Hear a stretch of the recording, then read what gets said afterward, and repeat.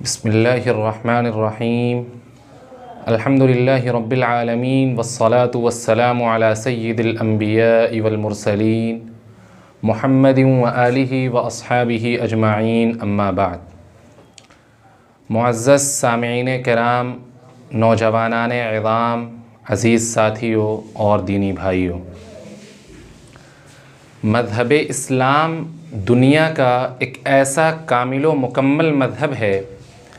جس نے زندگی کے ہر شعبے میں مسلمانوں کی اور اس کے ماننے والوں کی رہنمائی اور رہبری کی ہے۔ وہ الگ بات ہے کہ موجودہ صورتحال میں اور فی زماننا اس مذہب کو بدنام کرنے کی ناپاک سازشیں رچی جا رہی ہیں، اور لوگ اس مذہب کو بدنام کرنے کے لیے ہر حد جس کو وہ پار کر سکتے تھے اسے وہ پار کر چکے ہیں، لیکن یہ مذہب الحمدللہ روز اول سے آج تک اسی طرح زندہ اور تابندہ ہے۔ خاص طور سے اس زمانے میں اور خصوصاً موجودہ دور میں ہمارے ملک ہندوستان کے اندر مذہب اسلام کو بدنام کرنے کا ایک نیا طریقہ ایجاد کیا گیا ہے، اور یہ کہا گیا کہ مذہب اسلام عورتوں کے حقوق کو ادا کرنے کا قائل نہیں ہے، عورتوں کو تحفظ فراہم نہیں کرتا ہے، عورتوں کے ساتھ مساوات کا مذہب اسلام قائل نہیں ہے۔ اس طریقے سے مذہب اسلام کو بدنام کرنے کی ایک نئی سازش رچی گئی۔ لیکن جب آپ تاریخ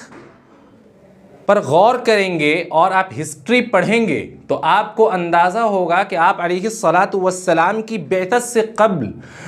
اس دنیا کے اندر عورتوں کو ایک بدتر مخلوق سمجھا جاتا تھا۔ لوگ عورتوں کو صرف شہوت رانی کا ذریعہ سمجھتے تھے اور اس کے ساتھ ہر طرح کا ظلم و ستم کیا جاتا تھا۔ یہی وجہ ہے کہ جب اس زمانے میں ظلم کی انتہا تو یہ ہو گئی تھی کہ جب کسی انسان کو اس کے بیٹی کی پیدائش کی خوشخبری دی جاتی تھی تو اس کا چہرہ سیاہ ہو جاتا تھا، جسے قرآن کریم کے اندر بیان کیا گیا وَإِذَا بُشِّرَ أَحَدُهُمْ بِالْأُنْثَىٰ ظَلَّ وَجْهُهُ مُسْوَدًّا وَهُوَ كَظِيمٌ۔ اور اسی پر بس نہیں بلکہ لوگ اس درجہ ظلم میں آگے بڑھ چکے تھے کہ اپنی اس معصوم بچی کو زندہ زمین کے اندر دفن کر دیا کرتے تھے۔ چنانچہ اسی کی طرف اشارہ کرتے ہوئے قرآن کریم نے کہا ہے کہ کل قیامت کے دن اس زندہ درگور کی ہوئی معصوم بچی کو بھی اٹھایا جائے گا اور اس سے بھی پوچھا جائے گا وَإِذَا الْمَوْءُودَةُ سُئِلَتْ بِأَيِّ ذَنبٍ قُتِلَتْ، کہ کس گناہ میں اور کس جرم میں اسے اس کے والدین نے زندہ زمین میں درگور کر دیا تھا۔ اور اسی پر بس نہیں بلکہ اس طرح کے ہزاروں ظلم و ستم عورتوں کے اوپر کیے جاتے تھے، اور مخصوص ایام میں ایام حیض کے اندر عورتوں کو گھر میں رکھنا لوگ گوارا نہیں کرتے تھے۔ جس طریقے سے جانوروں کا ایک مکان الگ ہوتا ہے عورتوں کو بھی اسی مکان میں ڈال دیا کرتے تھے، اور جب وہ اس مخصوص ایام سے پاک اور صاف ہو جاتی تھی پھر وہ اسے اپنے گھر میں داخل کرتے تھے۔ لیکن جب اسلام آیا تو اسلام نے ان تمام ظلم و ستم کو اکھاڑ پھینکا اور ان تمام ظلم پر بندشیں لگائیں، اور عورتوں کو مذہب اسلام نے مردوں کے برابر کھڑا کیا اور اس کا ایک مقام اور اس کی جو حیثیت اور اہمیت ہے وہ بتلایا۔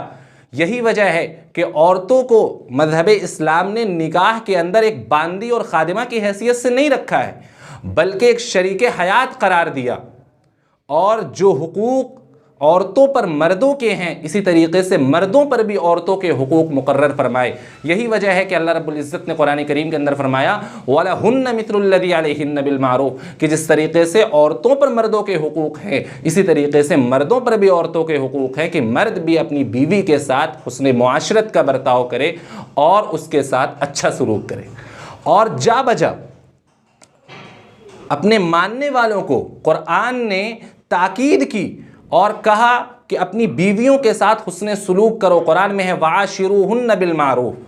میرے بھائیوں، میرے بزرگوں، اسی پر بس نہیں، جب آپ علیہ الصلاۃ والسلام کی تعلیمات کو دیکھیں گے، نبی کریم صلی اللہ علیہ وسلم کی تعلیمات پر روشنی ڈالیں گے، احادیث کریمہ پہ ایک نظر ڈالیں گے تو آپ کو معلوم ہوگا کہ نبی علیہ الصلاۃ والسلام نے بھی عورت کے تحفظ سے بہت صاف شفاف گفتگو کی ہے۔ چنانچہ جناب نبی کریم صلی اللہ علیہ وسلم نے فرمایا خیرکم لأہلی کی، تم میں سب سے بہتر وہ ہے جو اپنے گھر والے کے لیے، اپنی بیوی کے لیے، اہل خانہ کے لیے بہتر ہو۔ تو میرے بھائیوں، میرے بزرگوں، اسلام نے عورتوں کے ساتھ کسی بھی طریقے سے بھید بھاؤ کا حکم نہیں دیا ہے، بلکہ اس کے ساتھ مساوات قائم کرنے کا حکم دیا۔ لیکن آج کچھ فرقہ پرست لوگوں نے، شر پسند عناصر نے مذہب اسلام کو بدنام کرنے کے لیے یہ کہا کہ اسلام مساوات کا قائل نہیں ہے، اور خاص طور سے اسلام کو بدنام کرنے کی سازش جو رچی گئی وہ یہ کہا گیا کہ مرد کو طلاق دینے کا اختیار اسلام نے دے دیا،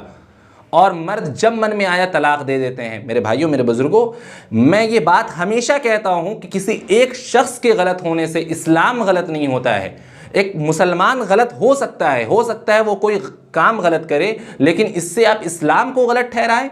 یہ کہا کہ عقل مندی ہے۔ یہی وجہ ہے کہ مذہب اسلام کے اندر طلاق یقیناً جائز ہے، اور اس کا ایک مقام اور درجہ ہے کہ کس وقت اسے دینا ہے، لیکن ایسا نہیں ہے کہ جب جی میں آیا آدمی اسے طلاق دے دے۔ اور طلاق بھی ایک اہم ضرورت تھی معاشرے کی، اس وجہ سے مذہب اسلام نے اسے بھی مباح قرار دیا، کیونکہ بسا اوقات ایسا ہوتا ہے کہ شادیاں ہو جاتی ہیں لیکن باہمی زندگی جو ہوتی ہے میاں بیوی کی، وہ آپسی زندگی دونوں کے مزاج کے موافق نہیں ہوتی ہے، جس کی وجہ سے پوری زندگی آپسی خلفشار اور باہمی ناچاقیاں اور نااتفاقیاں رہتی ہیں۔ اگر اسلام اجازت نہیں دیتا طلاق کی اور یہ کہتا کہ دونوں اسی حالت میں بندھے رہیں، تو بھلا بتلائیے کہ کیا یہ انصاف ہے کہ جو عورت ایک مرد کو پسند کرتی ہی نہیں ہے اسے اس بات کا پابند بنا دیا جائے کہ تم اسی مرد کے ساتھ رہو؟ یا یہ کہ اگر اس مرد کو اپنی اس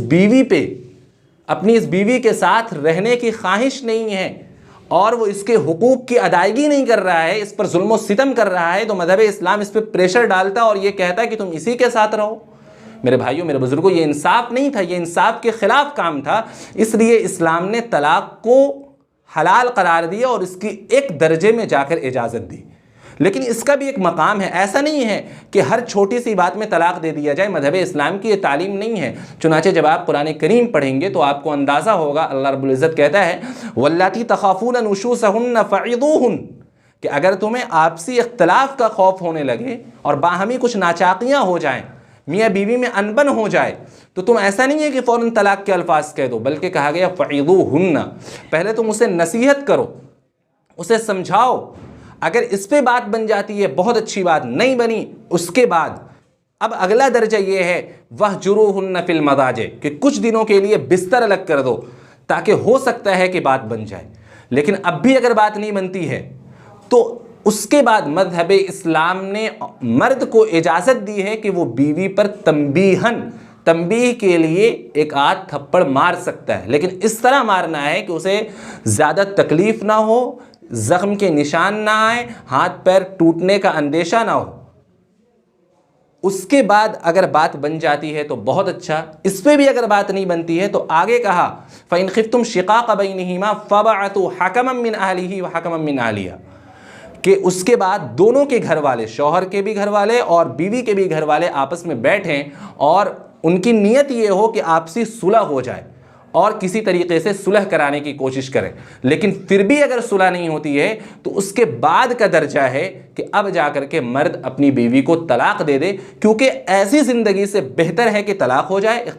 آپسی جدائیگی پیدا کر دی جائے، کیونکہ جس زندگی میں دونوں ساتھ رہنے کو تیار ہی نہیں ہے، آپس میں ظلم و ستم کا بازار گرم ہے، تو مذہب اسلام نے ایک اچھا راستہ دکھلایا کہ آسانی کے ساتھ شریعت کے مطابق معروف طریقے سے دونوں ایک دوسرے سے الگ ہو جائیں۔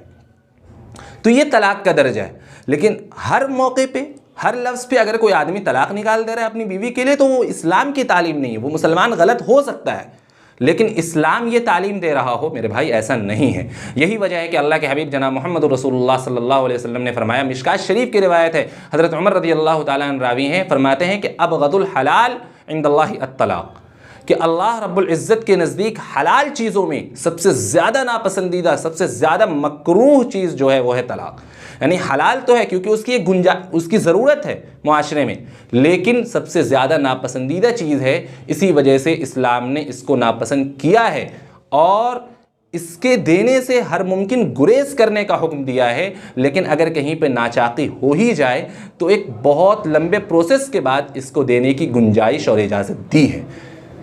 اس لیے میرے بھائیوں، میرے بزرگوں، جو لوگ اسلامی تعلیمات پر آج طرح طرح سے اعتراض کر رہے ہیں اور یہ کہہ رہے ہیں کہ مذہب اسلام طلاق کا قائل ہے، بیوی کے ساتھ مساوات کا قائل نہیں ہے، انہیں میں یہی کہوں گا کہ آپ پہلے مذہب اسلام کو پڑھ لیجئے، اسلامی تعلیمات کو پڑھ لیجئے، اس کے بعد آپ کو اندازہ ہوگا کہ اسلامی تعلیمات اور مذہب اسلام جس قدر حسن سلوک کے ساتھ اپنی بیوی کے ساتھ رہنے کا حکم دیتا ہے، دیگر کسی مذاہب میں میرے بھائیوں، میرے بزرگوں، اتنی اچھی تعلیم موجود نہیں ہے۔ اللہ تبارک و تعالیٰ سے دعا ہے کہ اللہ رب العزت ہم تمام کو سیدھے راہ پر چلائے، درست راہ دکھلائے۔ آمین یا رب العالمین۔ وآخر دعوانا ان الحمد للہ رب العالمین۔